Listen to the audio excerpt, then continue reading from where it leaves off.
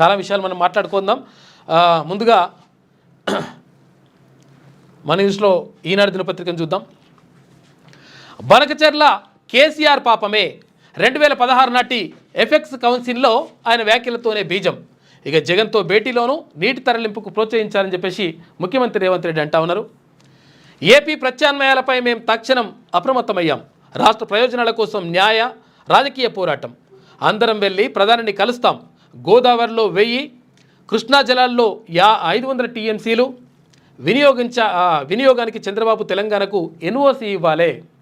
ఇక్కడ గోదావరి జలాల్లో 1000 టీఎంసీలు తెలంగాణ వాడుకోవడానికి అవకాశం ఉండాలి.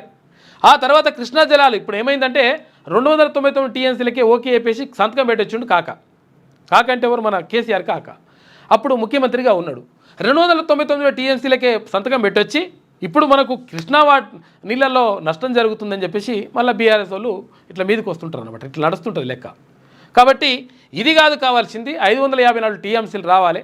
మినిమం 500 టీఎంసీలు కృష్ణా జలాల్లో వాటా వస్తే మాత్రమే ఆ తర్వాత ఏం చేస్తారో ఆ తర్వాత చర్చలకు మేము వస్తాం. కానీ అప్పటి వరకు ఇటువంటి ప్రసక్తే లేదు అని చెప్పేసి ముఖ్యమంత్రి స్పష్టం చేసిండు. అప్పుడు ఎన్ఓసి ఇస్తామని, నో అబ్జెక్షన్. అలా చేస్తే ఏపీలో ఎన్ని ప్రాజెక్టులైనా కట్టుకోవచ్చు, మీరు ఎన్నైనా కట్టుకోరని ఆయన, కాకపోతే మాలీలు మాకు ఉండాలని ఒకటే మాట.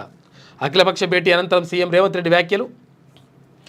గోదావరి బనకచెర్ల ప్రాజెక్టుకు ఏపీ చేపట్టిన గోదావరి బనకచెర్ల ప్రాజెక్టుకు కేసీఆర్ హయాంలోనే బీజం పడింది.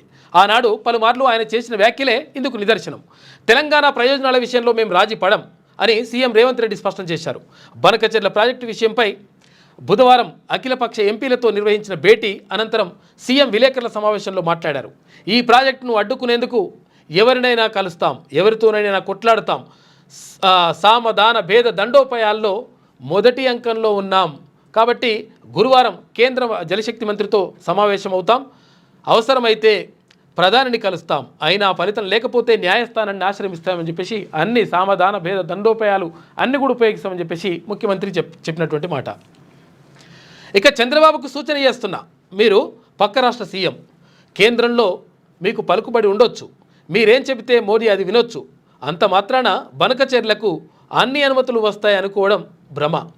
అలాంటి అవకాశం లేదు. తెలంగాణ ప్రయోజనాల్ని కాపాడేందుకు అవసరమైన ప్రణాళిక తర్వాత వ్యూహరచన మా వద్ద స్పష్టంగా ఉంది అని చెప్పేసి ముఖ్యమంత్రి నిన్న చెప్పినటువంటి మాట. మొత్తం మీద బనకచెర్ల ప్రాజెక్టు కట్టుకుంటే ఇక్కడ నీళ్లు మొత్తం కూడా ఎత్తుకుపోయేటువంటి ప్రమాదం ఉంటుంది. ఇక్కడున్న గోదావరి నీళ్లు మళ్ళీ ఇక్కడ ఉన్నటువంటి రాయలసీమకు తరలించుకుపోయేటువంటి ప్రయత్నం అనమాట ఇదంతా కథ. ఇప్పటికే గతంలో ఇక్కడ పోతిరెడ్డిపాడు అనేటువంటి హెడ్ రెగ్యులేటర్ కట్టేసి ఆ హెడ్ రెగ్యులేటర్ నుంచి ఏమన్నారు వాళ్ళు, ఇక్కడ శ్రీశైలం ఏది కృష్ణా జలాల్లో శ్రీశైలం నుంచి ఎక్కువైనటువంటి వాటర్ ఏవైతే ఉంటాయో ఒకవేళ దానికి మించి ఏమైనా వాటర్ ఉంటే అక్కడ నుంచి బొక్క పెట్టుకొని కొంత మేము తీసుకుపోతాం, అవి మాకు ఉపయోగపడతాయి, తర్వాత ఇక్కడ ఏది మద్రాసు అంటే ఇక్కడ వాళ్ళకు ఉపయోగపడతాయి, చెన్నై వాళ్ళకు ఉపయోగపడతాయి అని చెప్పేసి తాగడానికి ఉపయోగపడతాయి అని చెప్పారు. కానీ ఏం చేసిండ్రు, మీద బొక్క పెడతాని కుండ కింద బొక్క పెట్టేసి మొత్తం నీళ్ళని తీసుకొని పోతా ఉన్నారు. కాబట్టి ఇది ఇప్పుడు కూడా అటువంటి ప్రమాదమే జరిగేటువంటి అవకాశం ఉంటుంది. కాబట్టి అప్రమత్తం కావాల్సిన అవసరం బాధ్యత రాష్ట్ర ప్రభుత్వం పైన 100% ఉంటుంది. రాష్ట్ర ప్రభుత్వం పైనే కాదు, కేంద్రంలో ఉన్నటువంటి మంత్రులుగా ఇక్కడ కిషన్ రెడ్డి కానీ అక్కడ బండి సంజయ్ కానీ ఈ విషయం పైన 100% కేంద్రంతో మాట్లాడి తెలంగాణ హక్కుల కోసం, తెలంగాణకు రావాల్సినటువంటి దక్కాల్సినటువంటి వాటా కోసం మాట్లాడాల్సినటువంటి బాధ్యత 100% వాళ్ళపైన కూడా ఉంటుంది. కాబట్టి అటు కేంద్రం ఇటు రాష్ట్ర ప్రభుత్వం తెలంగాణ విషయంలో స్పష్టమైనటువంటి నిర్ణయం తీసుకోవాల్సినటువంటి అవసరం ఉన్నది. హక్కుల పరిరక్షణకు కలిసి నడుద్దాం. ప్రభుత్వ విజ్ఞప్తికి వివిధ పార్టీల ఎంపీల మద్దతు. బనకచెర్ల ప్రాజెక్టుతో రాష్ట్రానికి తీవ్ర నష్టం. కేంద్రం అనుమతులు ఇవ్వకుండా ఒత్తిడి తెద్దామన్న సర్కార్. కేంద్ర మంత్రి దృష్టికి తీసుకెళ్దామన్న భాజపా ఎంపీలు. రాష్ట్ర హక్కులు కాపాడడానికి కట్టుబడి ఉన్నామన్న భరోసా. ఇక సీఎం వ్యాఖ్యలను నిరసిస్తూ ఆ పార్టీ ఎంపీ వద్దిరాజు వాకౌట్ చేసిండట. ఏమని వాకౌట్, ఎందుకని వాకౌట్ చేసిందంటే ఇదంతా పాపం కేసీఆర్దే కాబట్టి అప్పుడే చేసిరని చెప్పేసి అంటే వాళ్ళకి నచ్చక వాకౌట్ చేసిపోయింది. వాకౌట్ చేసిపోయిన తర్వాత మొత్తం అంత విషయాలన్నీ అప్పుడు జరిగినటువంటి విషయాలన్నీ కూడా పవర్ పాయింట్ ప్రజెంటేషన్ చేయించాడు ముఖ్యమంత్రి. 6వ తరగతి నుండి 10వ తరగతి విద్యార్థులకు గొప్ప అవకాశం. ఏపీ, తెలంగాణ మరియు సిబిఎస్ఈ విద్యార్థులకు ఎలాంటి అడ్మిషన్ ఫీజు లేకుండా సంవత్సరానికి కేవలం 1000 రూపాయలకే ఐఐటీ స్టాండర్డ్స్ తో ఆన్లైన్ ట్యూషన్స్ చెప్పబడును. 15 ఏళ్ల సుదీర్ఘ అనుభవం గల ఫ్యాకల్టీతో క్లాసులు నిర్వహించబడును. ఇప్పుడే ప్లే స్టోర్ నుండి ధర్మవాహిని యాప్ ని డౌన్లోడ్ చేసుకోండి. వివరాలకు సంప్రదించండి 7893051526.